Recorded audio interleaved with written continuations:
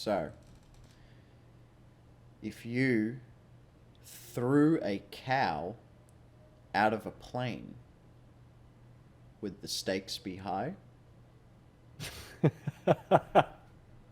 That's not bad. That's not bad. Yeah.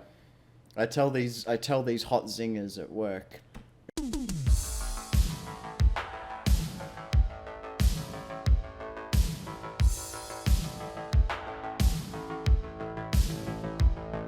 Hello everybody and welcome to the FUNSMITHS. I am your host Viktor Pradley and I have some sad news. Mr. GrandJason is not here, so I've replaced him for the night. Guest host, GrappLr. Hi everyone, GrappLr here. Wow, so pleased to have you with us, my man. So yeah, poor Mr. GrandJason, he had a big week. It's end of financial year and he works in an office, so he's tired. He didn't want to do it. So that's cool. Really cool. Very cool. Do you like things that are cool? Sure, I do. Yeah. I actually think your room is pretty cool. Thanks. I've spent a lot of time working on this room. As you can see, sure. The Tower of Hats. I have a mighty collection of hats, posters, and all kinds of things. You don't get to see the computer setup, but yeah. See, I definitely like it. Worked very hard on this space, and then I got a girlfriend who wanted to change it all, and that's no. And so now I have Animal Crossing on the wall. Now, that's not mine, but oh no, you know, these are the sacrifices we make. I'm sure you'd know all about that. I don't know, dude. I would have looked for a different girlfriend. Don't mess with my room, dude. That's pretty crazy. So my man, you sleep in the same room, I'm guessing?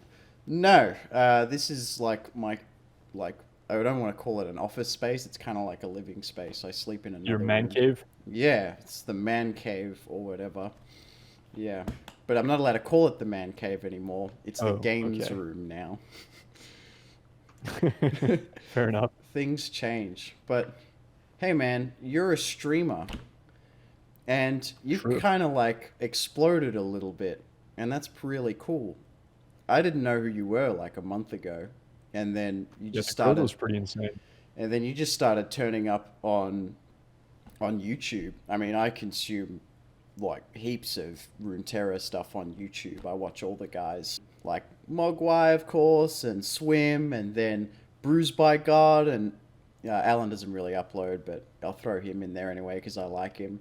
And then this GrappLr guy shows up, and he's got a stream, and you stream at really Australian-friendly hours. Did you know that?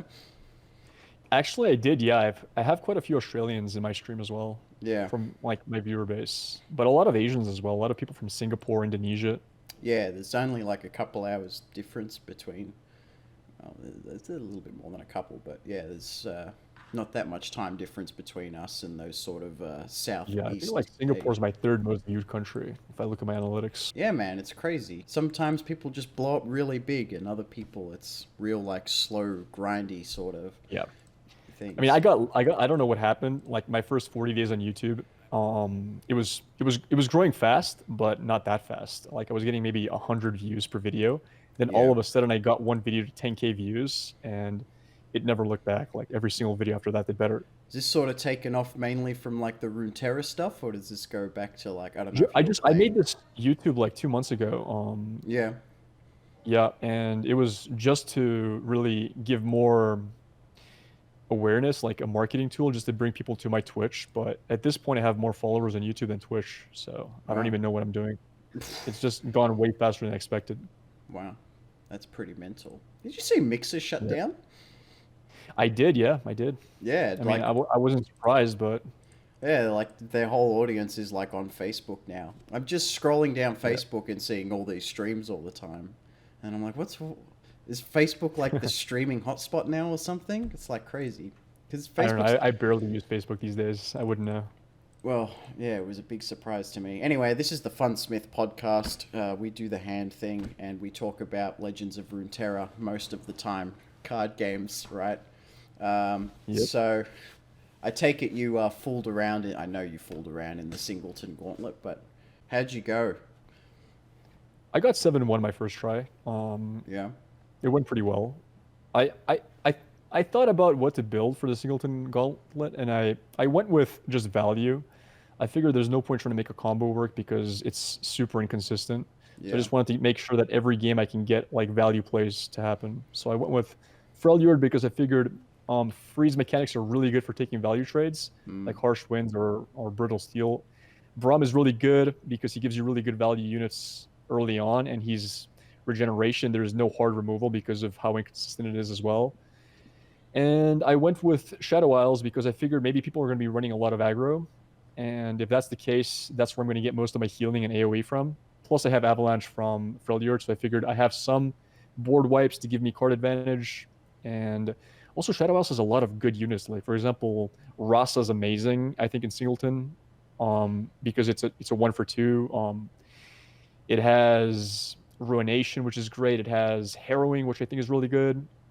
Because I see Singleton as just who's going to get board equilibrium, and you should be back and forth. There shouldn't be one player with a huge board and the other one dead. And if that's the case, things like Harrowing can just like one shot, like if you're both at 0 units. So I like those two. I went with those two, and I made like a mid-range control deck. I played one more Mothers as well. Anivia. I just wanted to get value out of my units and a lot of healing. I went in a pretty similar direction, but I didn't go quite as in depth as you did. I went Noxus Demacia and just went mad units. I just said, that's like, fair. Same thing, right? Like, there's no point trying to like set up a combo or whatever. I thought, man, people are going to be going in and trying to play like Pursuit of Perfection garbage, right? And they're not even gonna draw it. Sure. That's why I didn't go Pseudo Perfection, because I figure PNZ is just doesn't have that many good cards to offer. Yeah. So I figured everyone would be going in with Pursuit of Perfection. I'll just run units and I'll just keep punching the face. And got to my 6th win without dropping a game. On the 7th game, dude drops Teemo turn 1. I'm like, cool, Teemo. Whatever, not a problem. No one cares. Punches me. Was it with Ionia? God, no, it was with Noxus. It was Teemo and Noxus. Punched me in the face. Cool, 5 mushrooms, whatever. Next turn, drew a mushroom. That's annoying, but it's fine. Am I gonna try and put a whole bunch of effort into deleting Teemo? Or do I just keep punching face and eventually you'll have to deal with this? So I went with the second option. He had Teemo, he had Chumpwump, and he had Crimson Disciple. And he sends them all in. I have Grizzled Ranger and Badger Bear. I run Grizzled Ranger into Chumpwump. I ran Badger Bear into the Crimson Disciple. I'm not below 10 health yet or whatever. I'm like, this is fine. This is a pretty obvious trade. Then he drops Brothers Bond on Teemo and Chumpwump. Might on Chumpwump. Oh, wow. Hits me with this massive hit. Leaves me on 1 health. Doubles the shrooms in my deck. Oh, God. And the following turn, just drew a mushroom. And I don't think I'd ever had such a big meltdown playing this game before. I was so tilted because you don't get a second chance on the 7th game. I was so tilted. I could not win. I could not get back to the 7th game after that. Yeah, I get you. Turned me into a chain smoker pretty fast. Ouch. Yeah, my loss was my first game, so I went 0-1 and then I went 7 wins. Yeah. It's probably the best place to lose first game. Yeah. It's it's a hard time out there. So like a lot of people are talking about it being a stale meta right now because there's so much like aggro things going around. I know Mogwai's taken a break. He's come out and he said that, well, he's a combination. I'm paraphrasing, of course. I don't want to misquote or put words in people's mouths, but he's a combination, it seems like, of burnout, but also just a dislike of the heavy aggro control meta.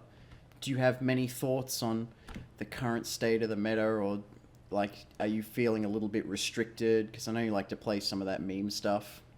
I like playing meme Yeah, stuff. I mean, I rushed the Masters with like, well, I rushed the Diamond with my good decks. I memed a bit in Diamond, then I rushed the Masters. And once I hit Masters, because of the new LP system, everyone's tryharding, which is understandable. Like before, Masters used to be the place to just meme. Now everyone's you couldn't really really trying get hard. to rank 1 prior to, right? Hmm? You couldn't really get Say to what? rank. I said you couldn't really get to rank 1 in Masters prior to, right? Yeah, you couldn't, unless you got to Masters like really quickly. Yeah. But yeah, at the moment you can. You definitely can. It's just about grinding enough games and having a positive win rate. But yeah, the current meta, I like to play a lot of weird decks and a lot of tier 2, tier 3 decks that I have fun with. And because of how the meta is set up, like Heimer beats most decks and loses to aggro. So it's very hard to out-control Heimer. And that kind of leaves you with very few options, because first of all, there's a lot of aggro countering Heimer. So you got to make a deck that beats aggro. But if you make a deck that beats aggro, Heimer beats you up usually. Oh, So yeah. you can't really find like middle ground decks. Like look at mid range, for example. There is no mid range. Like nobody's running Mono Demacia. No one's running, because it doesn't have a place to fit. Yeah. It just feels you're restricted in what you can play, unless you just want to lose a lot of games. In that case, I mean, I'm kind of doing that. I'm kind of losing a lot of games. Hey, it's all good. I know all about losing games. Yeah. It's a sad state, Demacia, man. It's kind of like the premier, like, mid-range region, but like... I mean, it's had its time to shine. Yeah, sure. I mean, I just feel bad because I like Demacia, and I get like full on into the lore, and I played like League of Legends and all that stuff. Like I go way back on all of that. Yeah, I get you. And it sounds wild because Garen's a tremendously unpopular champion in the normal League of Legends game.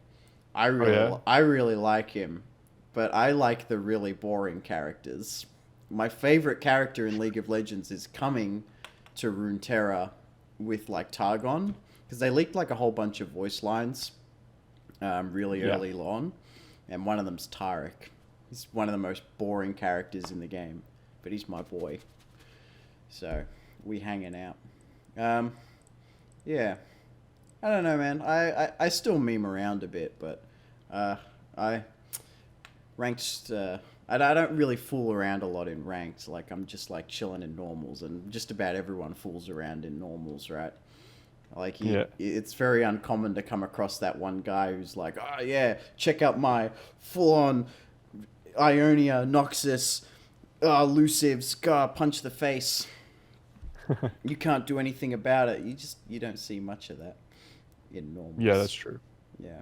So I don't know. I'm still having fun. Did you see this? I got it sort of up in the show notes here. But this like Spirit Blossom event thing. Did you see anything about this? I just saw like a picture. I glanced over it. I didn't really see what it is. Yeah. No. So they got events coming, and this is sort of something they do in the League of Legends game. I don't know if you know, but they'll normally run an event, and you can buy like a pass, and then the pass normally involves a whole bunch of quests, and like they have loot crates in like League a of battle Legends. pass, basically.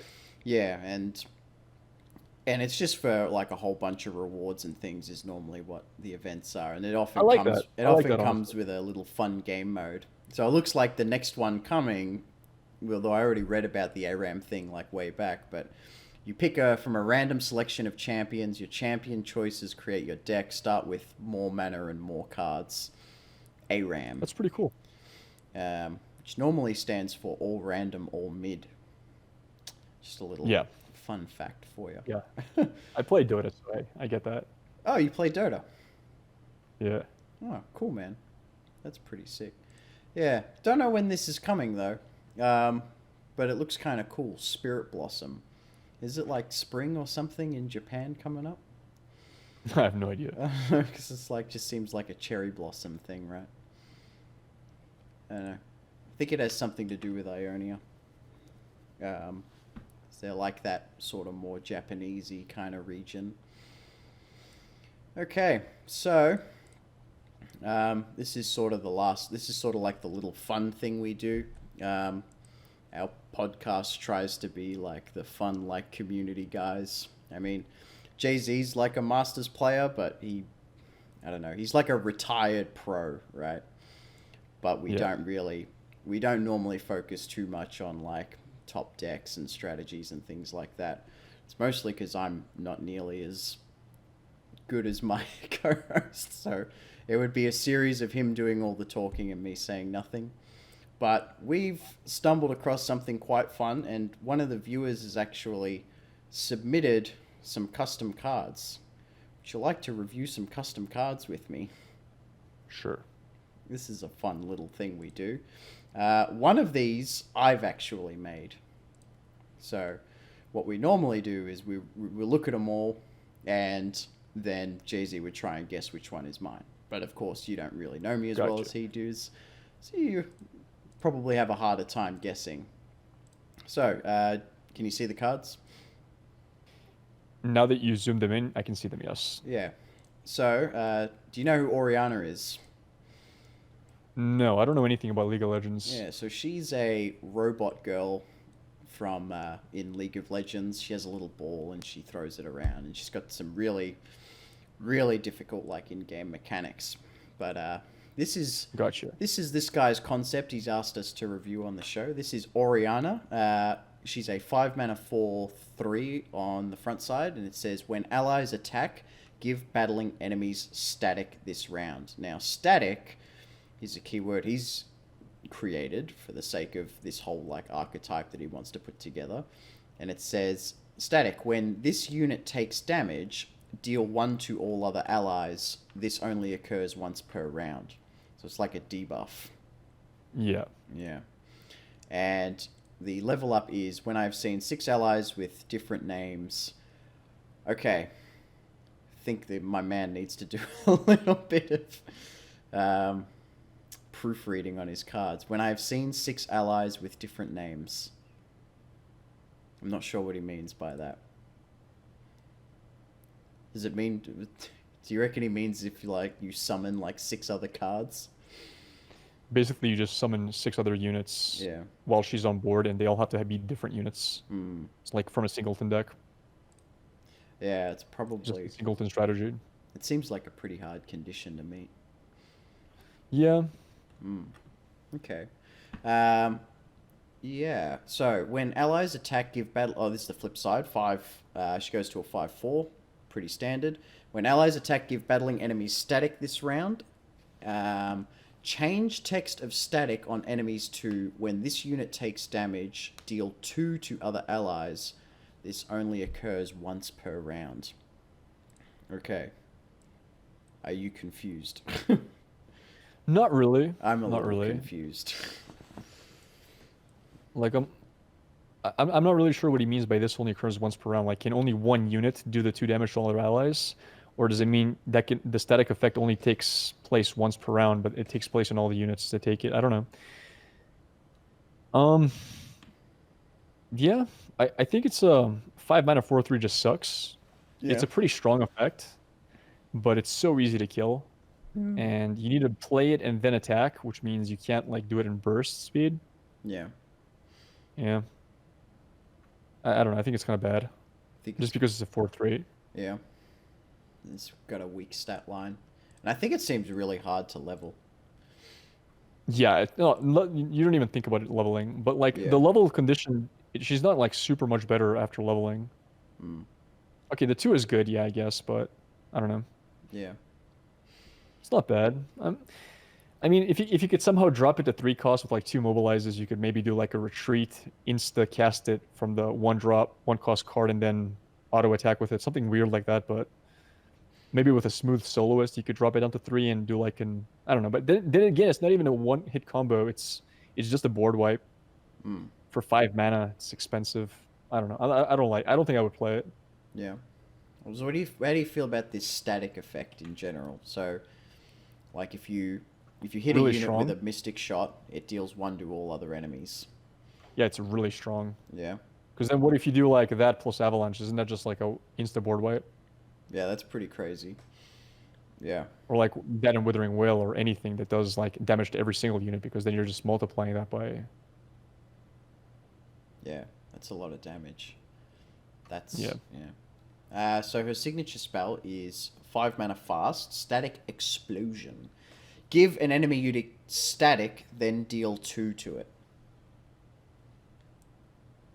So you're giving a unit static, and then you're hitting it for 2, which I would assume then triggers static, and deals 1 to all others.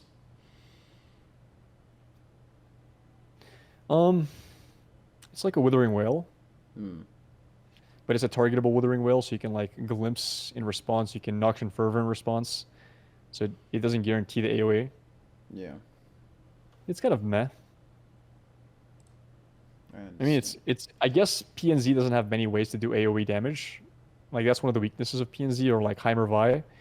If you get wide really quickly, they have a hard time dealing with it. So maybe that could help. I don't know. Could maybe see that in like an Ezreal deck. Yeah. Well, on Ezreal, this only really counts as one target for Ezreal. Yeah, I just mean a way to deal with wider boards, with aggro boards. Sure. Okay. So, Orianna is a package. Out of 10, what are you feeling? A 2. A 2? Oh. I don't think she would see play. Yeah. All right. Like, not with the stat line. Yeah. We have some followers. This is all centered around the static effect. The first one we have is Professor Mix. This is a 2 mana 2/3. Remove text of enemy followers of enemy follower. I think he means an enemy follower that has static, or all enemy followers that have static.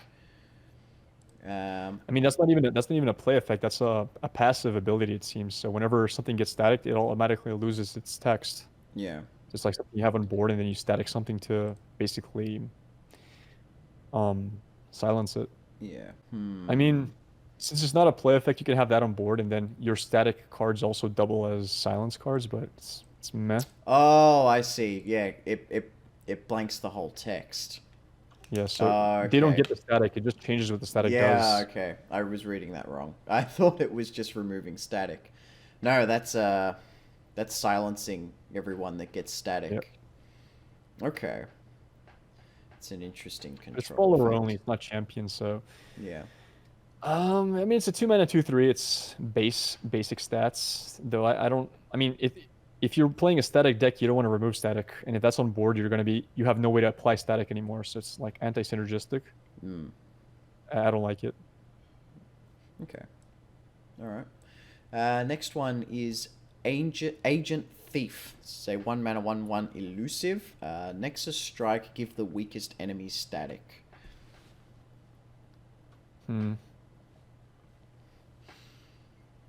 It's kind of like that's pretty good. It's kind of like it's Prowling Cutthroat, but it also comes with an effect on Nexus Strike. Yeah, that's really good, I think. Yeah. Ooh. Because I don't think things lose static. Is it at the end of turn it expires or not? No, it's I think it's a permanent debuff. It's a permanent debuff that's super strong, because then you can start like stacking up. No. So if it says give, it's only temporary, right? If it's grant, it has to keep it. Because on the next card it says grant an enemy static. Still pretty good. Yeah, I would say. So it's a. I like it. Yeah. She's cool. If you have a static focused deck, I can see that being good. Cool. Yeah. All right. The next one is a 4 mana burst spell. It's called Unstable Hextech. When I'm drawn, costs 2 less this round. Grant an enemy static. 2 mana, given, and you put static on an enemy unit. I mean, it's a burst card, which is kind of cool. I think it's really good, because you can do that like during combat. Like when you have applied attackers, they apply blockers. You apply static to one of the blockers that are taking damage first, and everything else takes damage instantly. Yeah. So you can. It's a combat trick basically for 2 or 4, but either way, it's pretty strong.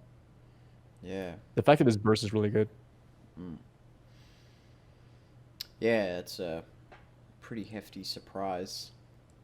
Yeah, for combat, yeah, it can be really good. Okay. All right. The next one, which is put that little like weird W face on, you know, like the UWU.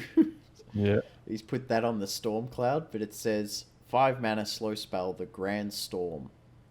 Deal 5 to all enemies with static. I think it's really bad. Yeah. Because, I mean, unless you have more ways to give static, like if this is the only package it comes with, I think there's not enough ways to make that consistent. Like the only way to give everything static is to play like Orianna, and I don't think she's gonna see play. So that's basically like deal 5 damage to 1 unit, and you still need another card to even activate it. I'd rather just run like a Vengeance or anything else for that matter. Yeah. Fair enough. Okay. And the last card, so 6 mana 0/5. It's called the Supercomputer.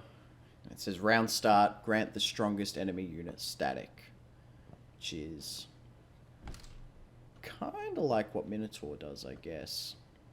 Yeah, but it has 0/5 stats. I know it's 0/5, right? Yeah, I get that. Yeah, right. But and I think stun is way stronger than granting static. Yeah.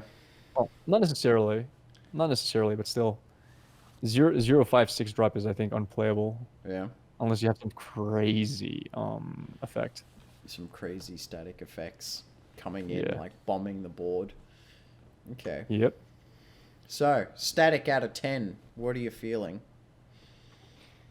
With just the package, I don't know. It's like I think it's like a 5/6. It's not that bad. Yeah. Maybe 1 or 2 of these cards would see play. Maybe Unstable Hextech would see play as a combat trick. I think on its own, it's just pretty strong. Yeah. Agent Thief is not horrible either on its own, even without a static build around. But I think a build around on static is bad. Like I would never run Orianna. All right. Well, that was kind of all the custom cards I packed in.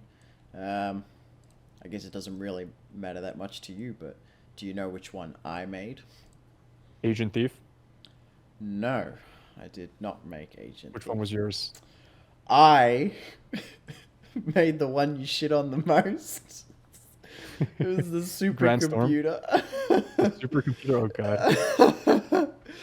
Which, hey, I made it really quickly because we were supposed to do it the other night and I was running late and I just like threw it together, and then my man messaged me and goes, hey, I can't do tonight. It's not going to work. So I was like, oh, I put all this effort into this card for nothing that I made in like 20 minutes.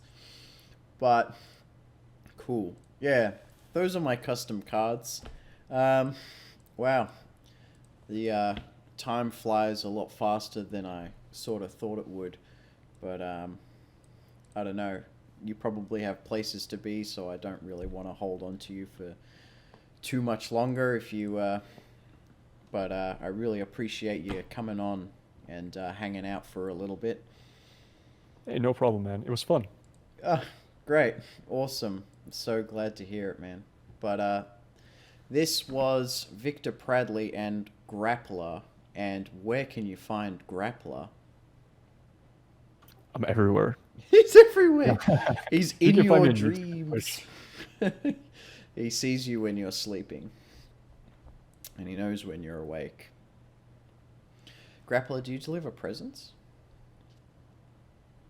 Only if you've been good. Man, I hope so. Cool. So be good for goodness sake. Alright. That was the Funsmith podcast. It was a quickie but a goodie. And thanks everybody for watching. And I'll be back next week for a perfectly normal episode with GrandJ. See you later. All right, that was fun, man. See you later, dude.